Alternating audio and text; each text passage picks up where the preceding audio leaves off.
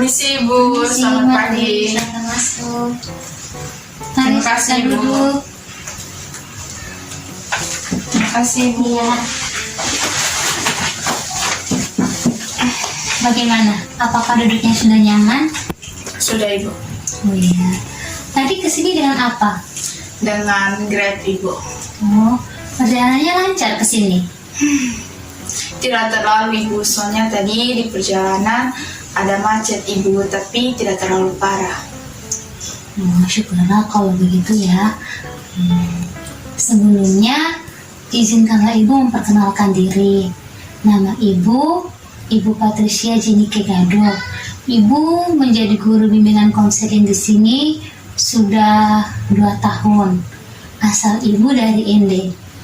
Kalau Ibu boleh tahu, nama adik siapa? Oh ya Ibu, baik Ibu, perkenalkan nama saya Quintin Salado, biasa disapa Quintin Ibu. Oh iya, Quintin.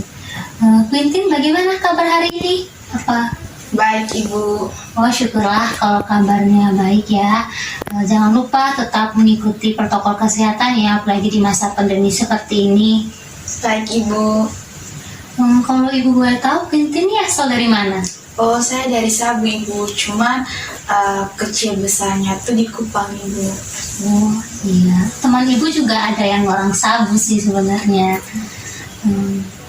Sebelumnya Ibu mau tanya nih, maksud kedatangan Quintin ke sini untuk apa? Jadi begini Ibu, maksud kedatangan saya ke sini Ibu, ada masalah yang ingin saya ceritakan Ibu, yang dimana saya ingin melakukan konseling dengan Ibu. Oh iya, oke lah kalau begitu. Namun sebelum kita masuk ke sesi konseling ini, kita akan membuat kesepakatan waktu agar proses konseling kita ini berjalan secara efisien dan efektif.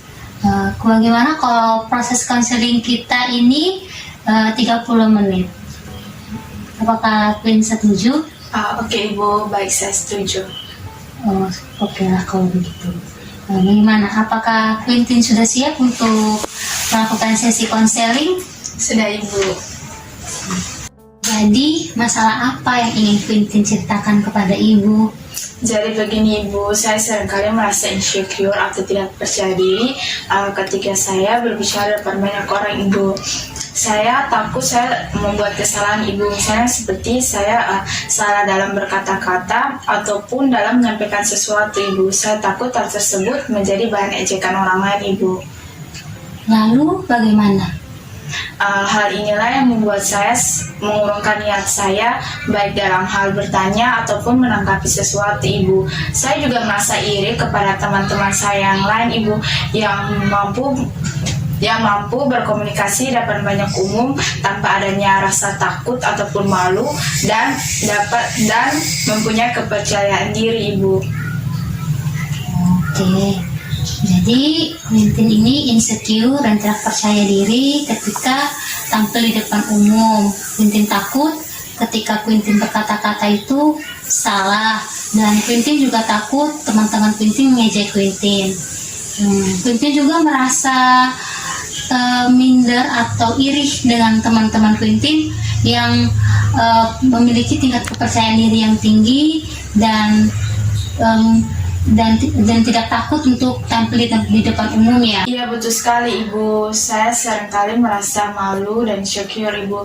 Tapi ketika saya berbicara depan banyak orang, saya ingin saya tampil dengan sempurna dan sesuai dengan apa yang saya harapkan Ibu. Oke, begini Queen. Mungkin selama ini Queen merasa kalau tampil di depan umum itu harus menampilkan yang terbaik, harus menampilkan yang sempurna. Padahal tidak semua orang itu bisa menampilkan yang sempurna. Pasti ada kesalahan-kesalahan ketika menampilkan sesuatu.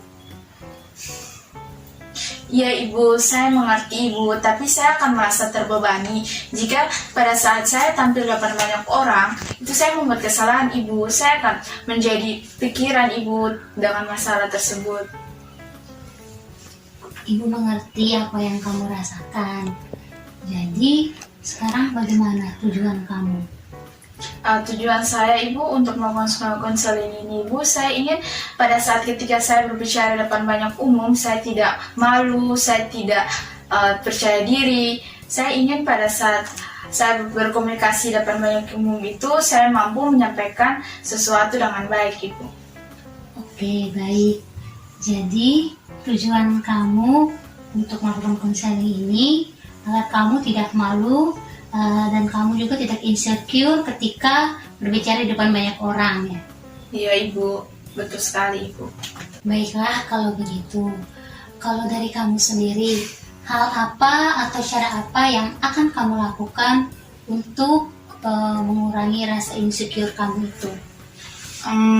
Kalau menurut saya Ibu, hal atau cara apa yang harus saya lakukan untuk mengatasi masalah tersebut? Yang pertama itu, saya harus mampu berpikir positif. Yang kedua, saya tidak boleh membandingkan diri saya dengan orang lain. Yang ketiga, saya harus bisa menerima setiap kekurangan yang ada dalam diri saya. Dan yang keempat itu, saya harus bisa memberanikan diri saya untuk berbicara di depan banyak orang Ibu. Baik, nah, menurut Ibu, apa yang kamu sampaikan tadi itu sudah baik dan benar. Ibu harap kamu dapat menerapkan hal-hal yang kamu sampaikan tadi di dalam kehidupan kamu agar rasa kepercayaan diri kamu itu dapat meningkat dan kamu tidak malu lagi untuk tampil di depan umum. Baik Ibu, saya sudah mengerti Ibu. Oke, baik nak, tidak terasa ya waktu konseling kita ini sudah mau mendekati 30 menit. Jadi bagaimana perasaan kamu selama proses konseling berlangsung? Saya sudah cukup lega Ibu, karena saya di sini saya sudah mendapatkan solusi sehingga saya tinggal menerapkan saja dalam kehidupan saya sehari-hari. Baiklah nak, tadi selama proses konseling tadi sudah banyak hal yang kita bahas ya. Apakah kamu dapat menyimpulkan hal-hal yang kita bahas tadi? Baik Ibu, saya dapat simpulkan bahwa ketika kita melakukan sesuatu itu tidak selamanya dapat berjalan dengan baik Ibu. Pasti ada setiap kekurangan dan kelebihannya juga Ibu. Terus dari sini juga saya mendapatkan solusi. Yang pertama itu saya harus bisa berpikir positif, harus bisa percaya diri, dan bisa menerima setiap kekurangan yang ada dalam diri saya. Ya, baik Win. Ibu rasa kamu sudah cukup paham dan mengerti apa yang harus kamu lakukan nanti. Tetap semangat dan jangan mudah putus asa. Saran dari Ibu, mungkin kamu bisa melatih diri kamu berbicara di depan cermin. Hal itu bisa membuat kamu untuk melatih public speaking kamu agar ketika kamu berbicara di depan banyak orang, kamu tidak merasa gugup, tidak merasa takut, dan kamu tidak salah ketika menyampaikan kata-kata yang keluar dari mulut kamu. Baik Ibu, terima kasih atas nasihat dan motivasi serta dorongan yang Ibu berikan kepada saya. Saya semakin percaya dan yakin bahwa saya dapat melakukan hal tersebut. Terima kasih juga karena Ibu sudah mau meluangkan waktu untuk melakukan konseling dengan saya Ibu. Iya nak, tidak apa-apa. Baik nak, waktu konseling kita sudah berakhir. Oh ya, baik Ibu, kalau begitu saya pamit dulu Ibu. Oh ya, nah mari sini Ibu antar ke depan. Baik Ibu. Mari. Ya Ibu.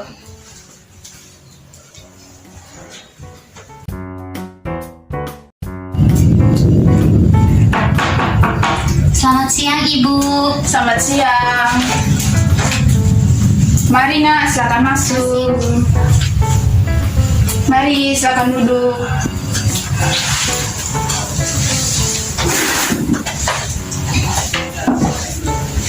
Apakah duduknya sudah nyaman? Sudah Ibu. Oh iya, tadi kesini dengan apa? Tadi kesini dengan Grab Ibu. Oh iya, dengan Grab ya. Perjalanannya lancar.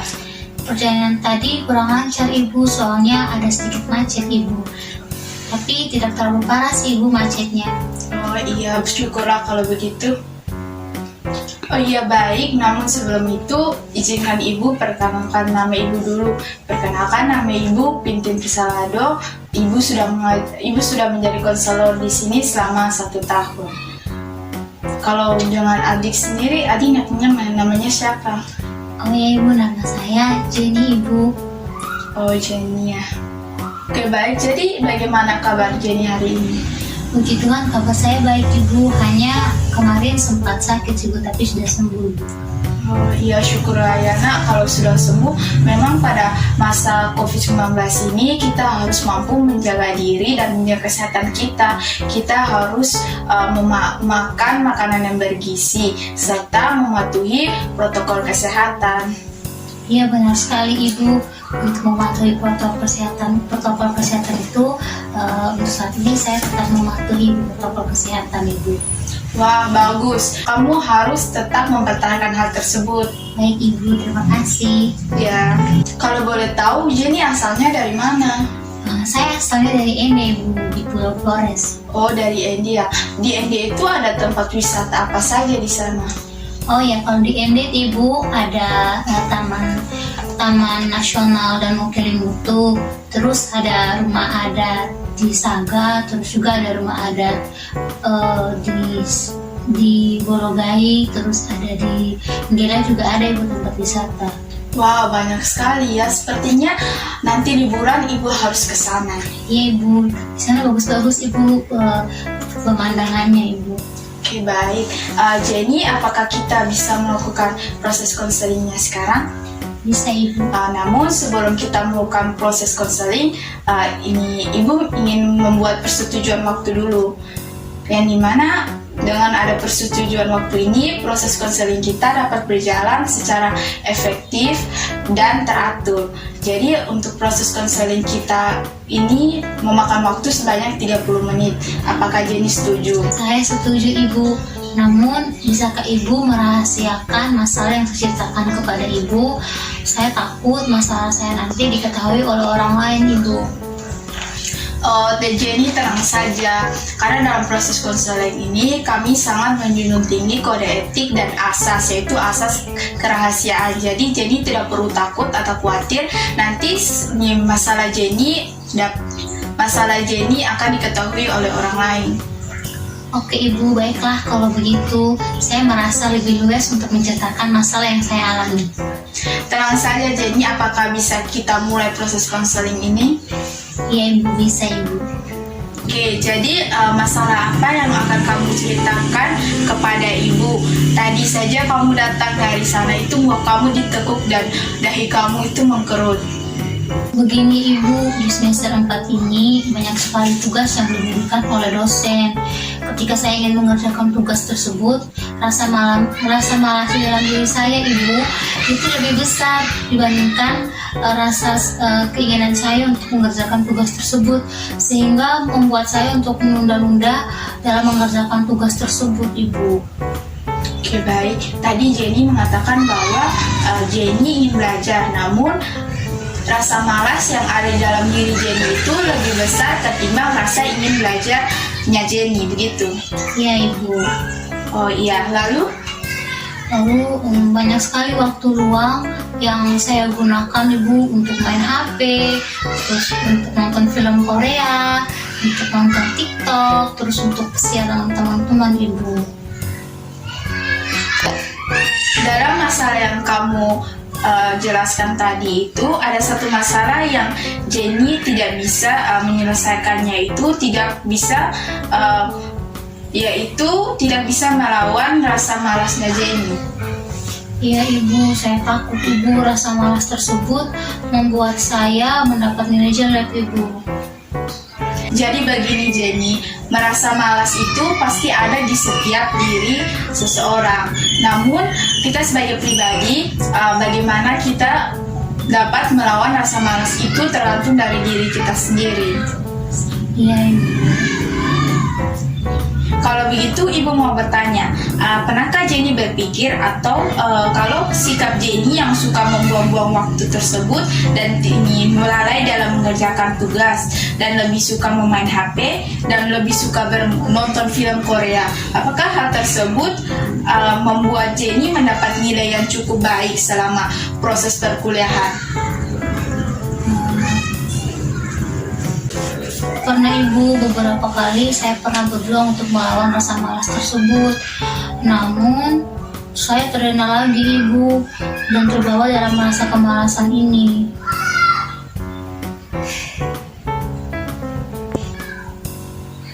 Iya Jenny, Ibu memahami apa yang kamu rasakan.